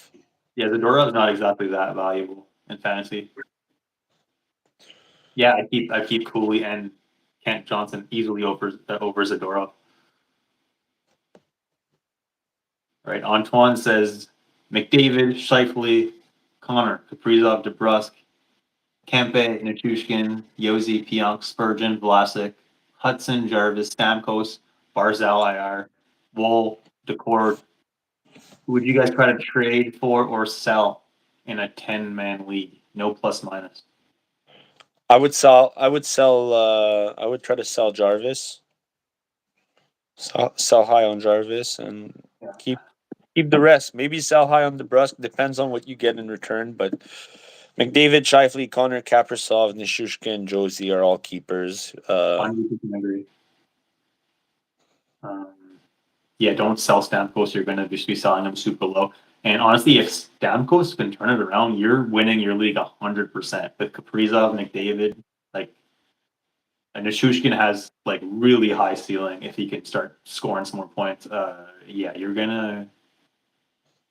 in great shape. Pasternak in a 14 league team worth the chase. Yeah, I guess you want Seth Jarvis and Jake DeBrusque for him. Well, he's trying to get Pasternak, so yeah. Yeah. I mean, you probably have to give up quite a bit, but I think he has a pretty massive 2025. What do you think? Um, for Pasternak, yeah. I mean, who wouldn't like a Pasternak on his team? Are you asking because he's kind of a buy low? Is I that think why? he's asking you. Yeah, sure. Think I'll ask for Makar for GT Miller. Yeah, man. Actually, you can even do GT Miller and your worst defenseman for Makar. Yeah. GT Miller for Makar 1-on-1. Depends on your league setting, of course. Should I try to trade Kemper for Saros? I think I would. Mm-hmm. I think I would. Right now, Kemper looks like the easy pick, but Yeah. Saros will get the majority of the load. Kemper's had some injury issues in the past. There's David Riddick that's holding his own very well there too. It's more of a 60-40 split. I like Saros. That's what Like I I was going to said, say. I Nashville think, will turn it around. yeah, I agree with you. I think in LA, it's more going to be like a Camper gets 2 out of 3 starts ish. Um, and Saros is going to continue to get all the starts. If this is a points league, absolutely do it. In a categories league, I mean, Kemper is definitely safer considering how bad Nashville has been. But I mean, the ceiling is definitely there. He definitely can turn it around. He's still, in my opinion, the top 5 goalie in the NHL. Yeah. So Villardi is in a hold. I'm not minding his production. Of course, it depends once again on your league settings. But Yeah, compared to a guy like Vetrano who has the floor, you gotta go. I personally always go with floors more than high ceiling. Villardi has the higher ceiling. yeah. But the thing is with Velarde, he's that kind of player. Well, he'll just go off like and be like the best player in the NHL for like 2 weeks, at least fantasy wise, and then he'll just ghost and then do nothing for the next 3 weeks. Like he's that kind of player. So like when he's on, you want him on your team. When he's not, you don't, unless you're in a really deep league, in which case you're going to wait uh, and hold him until he goes off again. But yeah, he's just that kind of guy. Who should I try and get for Nakish? Honestly, Martin Necas has been so good that I don't think I would even trade him. Would you? Um, he's the perfect sell high though. He is. He's He's He's the got a 20% perfect shooting high. percentage, 16% on ice, 13% 5-on-5 on ice. He probably does slow down. You're right about that. I would go Nakish for GT Miller and something else. GT Miller, a good defenseman. Depends what your team needs. It depends if it's a points league, a cats league. It depends on so many things. But yeah, I would try to hit like a superstar with the floor.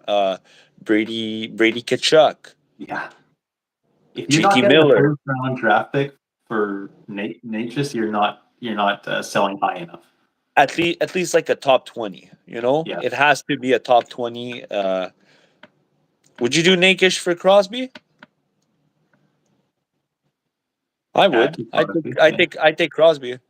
yeah. So yeah, you need to go for you can't go for a McKinnon or a McDavid or a Kaprizov, but you can hit the tier B. You can hit the GT Millers, the Brady Kachuk, the Sidney Crosbys.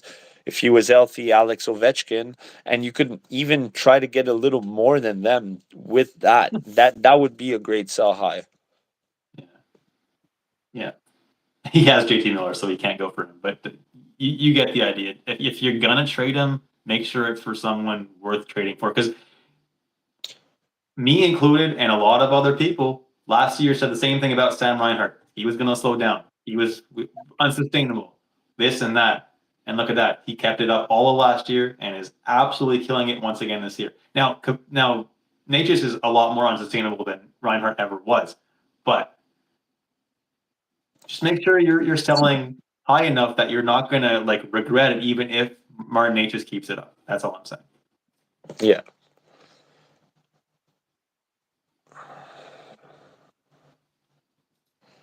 Long term, do you think Lekanen will stay line one with Colton back? Also, I'll trade Brenty, Baller, Slav, and that bump.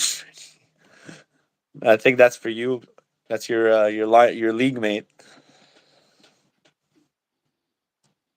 Yeah, I mean, Lehkonen is gonna stay line one. Colton sucks. He's not a line one guy. He was only put there because of all the injuries. Relax, Colton sucks. Okay, he doesn't suck, but he's not an offensively No, I, capable. I, I don't think I don't think Lekanen will stay line one. I think they're gonna fluctuate between a lot of players. I think Colorado is used to switching the lines. Sure, Lecky might be line one for 3 weeks, a month, but eventually they'll give some time to Colton. They'll put Nish on first line. They'll play around the lineup. I mean, God knows if Landeskog comes back and messes these things up. It, I it, it don't. doesn't really matter if he Yeah. plays line one or line two, though, because there's an abundance of good players in the top six in Colorado. The bottom six, not so much. But I think Colorado players are safe holds, safe streams. Yeah, I'd be more worried about them, about him not being on power play one more so than line one. Power play is really where you want to be in Colorado. And yeah, I see him sticking on line one personally. The only time I see him maybe not being there is if Drouin comes back and maybe they want to stick him on line one with McKinnon. But um, yeah, I think Lecky has got a decent upside for the rest of the year.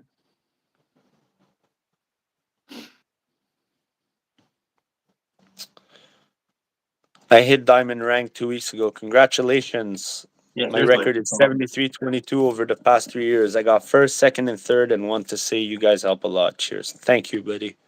Yeah, thanks. We appreciate that. Obviously, we're always helpful. Always happy to help if we can. Is looking at the playoff schedule ahead important to you, or should I try not to take this into account building my team? How Building do your you feel? team now or building your team at the draft, like in general. I don't take playoff schedule into account at the draft because you're just looking way too ahead, honestly. You actually have to make the playoffs to take playoff schedule into account. So you're just build the best team at the draft. Um, but if during the season you're doing really well and you can make trades that allow you to get players that have really great playoff schedules, that's a time where I absolutely agree with you. And I actually will be releasing a playoff schedule video. I usually put it out around New Year's, so it'll be a little bit after New Year's. It might be New Year's Day. It depends on how busy I am during the holidays, but I will try to get one out actually pretty soon. So stay tuned for that because that's a really, really important video. Yeah, I never take it too. I never prepare too much in advance for playoff schedule. Let's say your playoff starts week 21, week 22 around this time. I start looking like a month and a half before, just like for a couple patches. Some things that I don't like. Let's say one team last year, I remember had a terrible playoff schedule, like 2-3-3 or 2-2-2-3, something like that. And then I'm like, oh, okay, well, it's week 15 now, 2 months before. Let's try to get another player that is just as good, but plays a few more games during the fancy playoffs. But halfway through the season, focus on a week to week basis for now. Mm-hmm. Although if you're really winning, like let's say you're like 8-1 or something like that at this point, you could start looking ahead. Again, I'm going to release a video soon, so that's going to help with you looking ahead and seeing just how good or how bad your playoff schedule is. We're going to answer the last few questions, and then I'm going to call it real soon, my brother. That's good. We're for sure going to do this again during the winter, right? Yeah, for sure. We'll try to do at least one more live stream. Hopefully on a night where it's pretty busy. Although we haven't gotten a whole lot of start sit questions, guys. So if you have any, ask them now. We're probably too early. We're too early for the start sit. Well, guys, it's tomorrow. So tell us who you got and who you're going to be mentioned because we're gonna, hopefully we can help you out with that. What should I think of Barzal this season? I mean, he's been injured all season, so it's hard to think anything of him.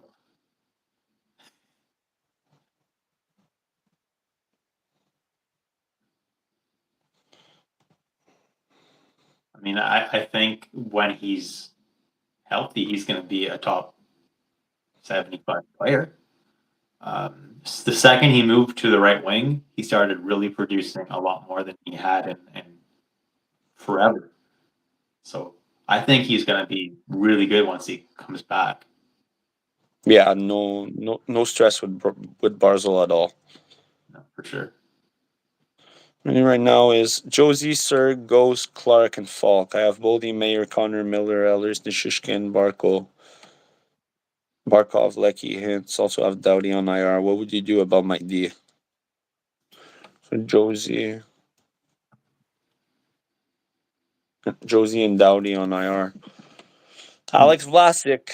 That's what you do about your D. Yeah.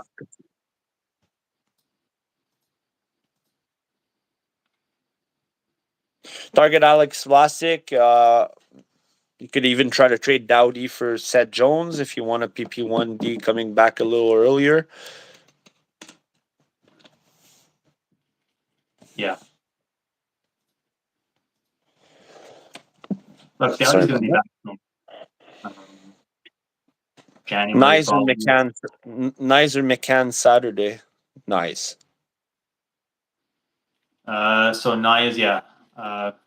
Probably Nyes just because he has a better matchup against Detroit. McCann plays Tampa Bay, so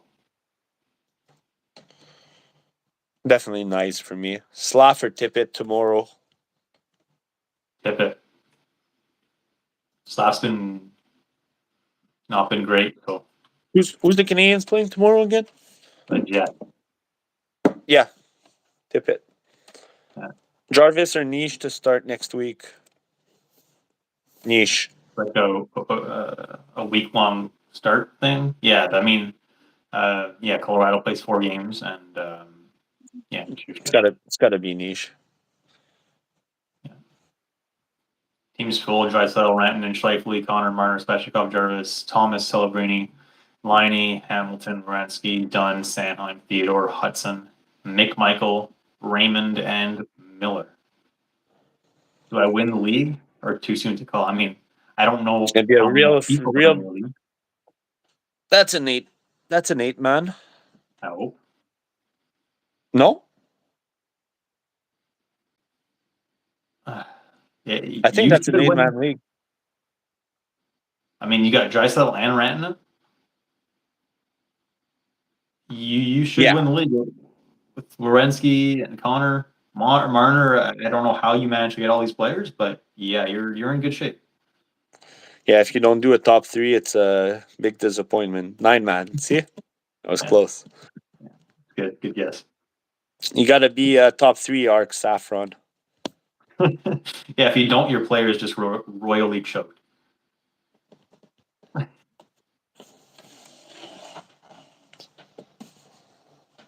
Canadians win tomorrow, 9-8. Hudson 9 power play goals. Yeah, I hope so. He doesn't have a single goal, but sure, yeah, he's gonna score 9 goals tomorrow. Yeah, we're still waiting for Elaine Hudson to score his first NHL goal. Crazy to say that, but How many posts so far? 4 or 5 since last year? good amount. Yeah. Good amount. He looks great out there. I mean, he's making some nice moves. He's ditching out the puck nicely. Just uh, Thank you so much, guys, for all the nice comments. Honestly. yeah, seriously. Thanks, Corey, and thanks, Antoine. Yeah, yeah, Bell Center. Yeah, no, we're Habs fans. I'm not sure I'm cheering for the Habs to win a lot, though. I kind of really want them to No, finish in 3 same as you. because they Last finished year, 1-3. of rebuild to me.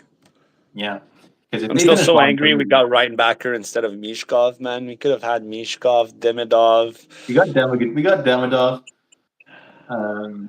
Yeah, Mitch Scott would have been nice for sure.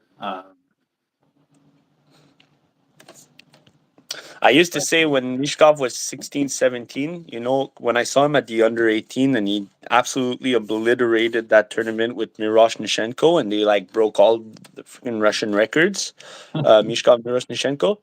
You know who Mishkov would make me think of during those games?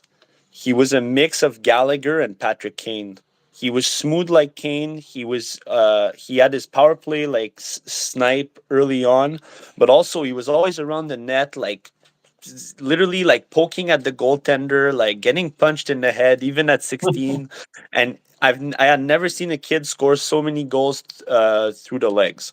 I haven't seen like all his highlights this year, but one thing I know about him from watching him a lot before he was 18 was this guy was already one of the best 5-hole goal scorers in the world before he was in the NHL. So just a head on for you guys. If you haven't watched him play, he's so quick and he's actually gritty around the net. Like he's not scared to go move some guys around. He's not intimidated, and I just love him so much. I'm so angry we got Reinbacker instead of him, but it happens. Hey, we got Lane Hudson though, and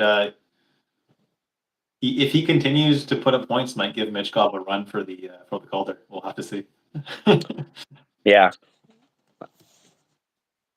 I still give it to Mishkov up till now, but yeah, Yeah, it's a hot race. It's a for hot sure, race. Mitch Cobb is the leader right now, but you never know.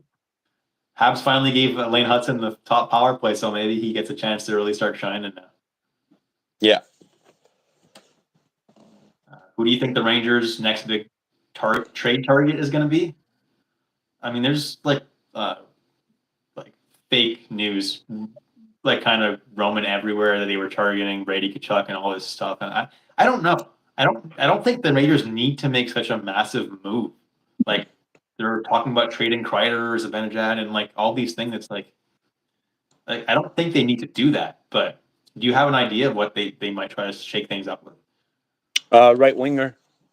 They need a winger. They need to make a solid third line.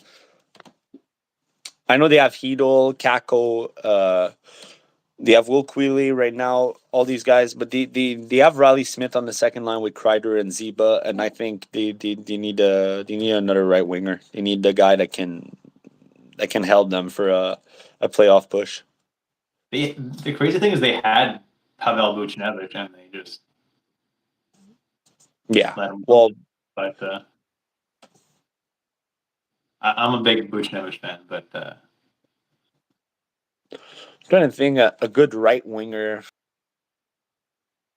that like comes to mind to complete the top six. Maybe like a Granlund, you know? yeah, They they would need a Michael Granlund. Granlund is such a weird player though. Like if he's not like the center of the team, like he sucks. Like it's kind of like when he went to Pittsburgh and they played him as like a depth player, third liner. He was like the worst player on the team. He's one of the best players I've ever seen on live. And when you look at the stat sheet after the game, there's nothingness. They don't nuts. But he's one of those weird player where I saw him a couple years ago when he was in Minnesota. He was a bulldog, always in the corner. He had a few hits. Like I seen him in the corner. He comes, he puts his body, and then I look online after, and it's like, oh, 0 hits, 1 block, 1 shot, -1. And I'm like, man, he was skating around everybody. And at that time, he always finishes with like 40 to 60 points per season. And like, Yeah, I'm really happy that he's finally going off this year because he's one of the most impressive players I've ever seen in live. I love Granlund.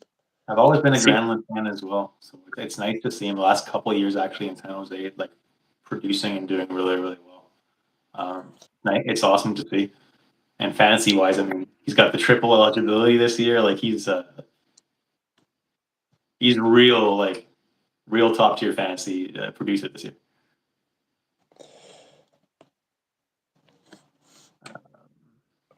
Forsberg or Robertson rest of season? Forsberg, more Paris. Forsberg for sure, but both are good. What do we think about Zellweger? I think he's a hold in really deep leagues. Shallower ones, you don't need to have him. He's not going to do enough to really like No, you need to have him on your team. he's a great streamer. Yeah. Yossi, Sanderson, Uyghur, Hannafin, Darlene, Velocic, Forsling, Mata. That's a lot of get rid of Mata. I don't know why you have him. Yeah, get rid of Mata, Hannafin. Oh, You good, bro? All right. I don't know what happened to Max, but yeah. I mean, Mata. I don't know why you own him. He's not really that useful in fantasy. Listen, you're in 14 teams, so you probably have to hold on to Hannafin, but he really hasn't been that great this year. But the rest of your defense look really great. I mean, you got Uyghur, Yossi, Darlene, just those three. I mean, that's fantastic, and Sanderson is great as well. So, yeah, I like your D. As far as changing it, yeah, just drop Mata, and then if you can try to flip Hannafin for something, you can do that. You think the Rangers are going to target Tuck? That would be really interesting if I'm being honest with you. Is Tuck actually a free agent at the end of the year? I'm not.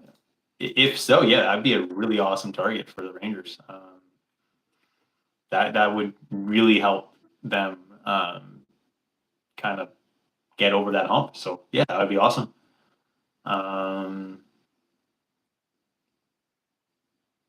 Swayman, Saris, Blackwood, drop one in 10-man league. Yeah, I don't know what happened to Max. Don't worry. It's all right. I'll finish it off myself if he doesn't come back. But again, guys, I do appreciate all of you guys dropping in and being with us today. So yeah, seriously, thanks, guys. And obviously, it's a lot of fun doing this. And obviously, I do appreciate each and every one of you. Obviously, subscribing, watching all my videos. It's honestly like so nice all the positive feedback that I get and we get. So thanks to everybody. Swayman, Saris, Blackwood, drop one. Do you have to drop one? I'd like to see how Blackwood does and what the split is before I drop him. But I'm not dropping Swayman or Saros, so if you have to drop one, it's got to be Blackwood. But yeah, I would hold all three if you can. Hope everything is good for Matt. Yeah, I hope so too. I think he's all right. I'm sure I'll shoot him a text after the live stream to make sure He's okay. It looks like he just dropped his phone or something. So hopefully, nothing more than that. Yeah. But yeah, any other last start or sit questions for tomorrow before I end this live stream? I know there's a lot of games, so I'm sure you guys have some tough decisions to make. You have Stamkos in a points league. Would try to trade low or keep. I would try to keep him. I like we've been saying this live stream. I think Nashville players are players that can only go up from here, and I think they're gonna turn it around a little bit in 2025. So we'll have to see. Yeah. If there's no other start sit questions or any other questions, thanks so much once again for watching, guys. I really, really do appreciate all of your support and all of you guys watching all year round. Obviously, I wouldn't be making these videos if you guys weren't watching. I do really, really appreciate all the support and love and nice comments that you guys give all year long. So, yeah, thanks so much for watching, guys. And yeah, well, is there anything else? Heard the SC. Yeah. Troy Terry or McMichael tomorrow. I love Troy Terry, and he's always a bit of a risk to start because Troy Terry is either going to score you like 2-3 points or he's going to do nothing. If you need upside, like if you need like a ceiling and you're down by quite a bit and you need a lot of points to be scored, go Troy Terry. If you just need a more safer bet, I would go with Connor McMichael. Wait, just joined. What's up, Luke? You got any questions? Oh, I see. Okay. Roslovic or Orlov, a better stream? I don't like Orlov at all. He might have a bit of a safer floor than Roslovic, so if that's all you need, I guess that's a better streamer, but really not someone I love.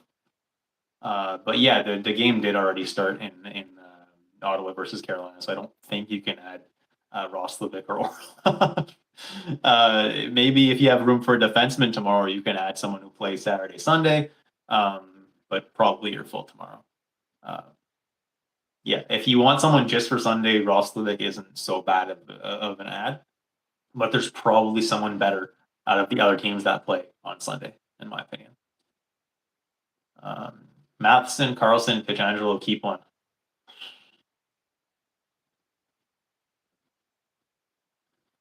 That's tough. I actually haven't checked in on Pietrangelo in a while, so let me just look at his game log. The other two, I know exactly how they're doing. Okay, yeah, Pietrangelo hasn't been doing anything. That's what I thought.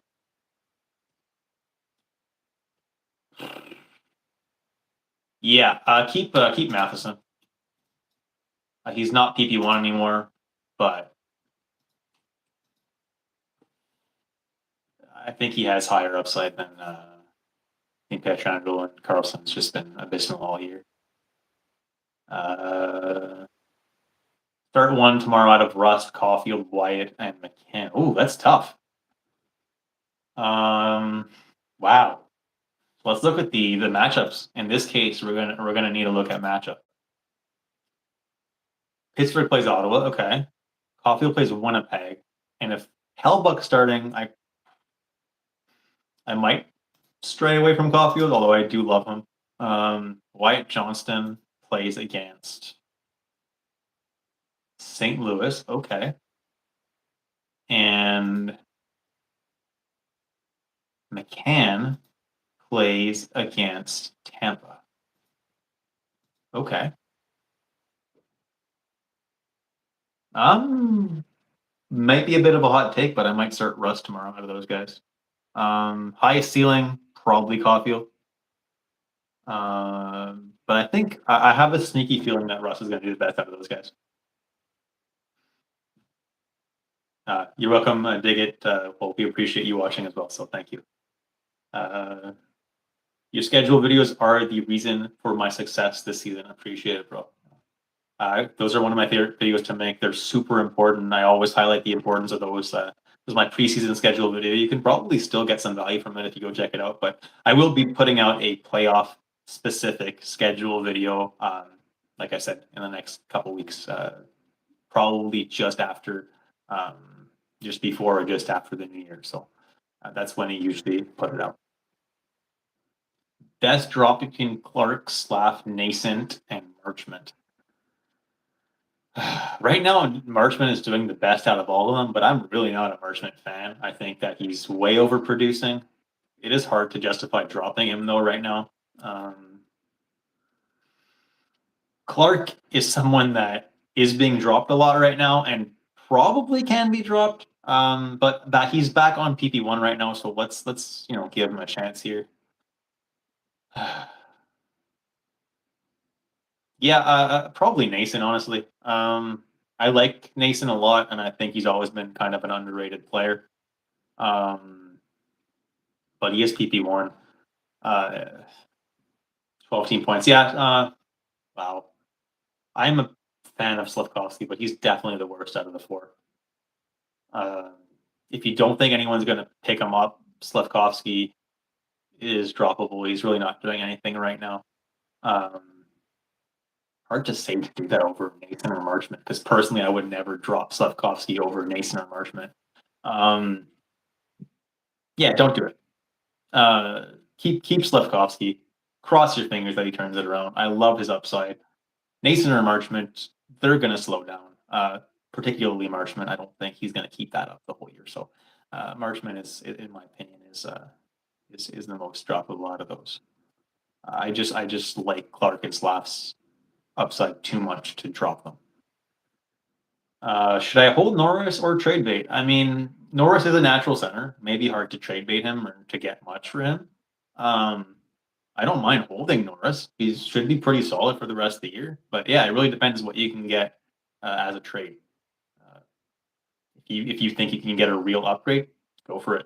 Otherwise, Norris should be pretty solid for the rest of the year. Like, I'm not too worried about his upside going forward for the rest of the year.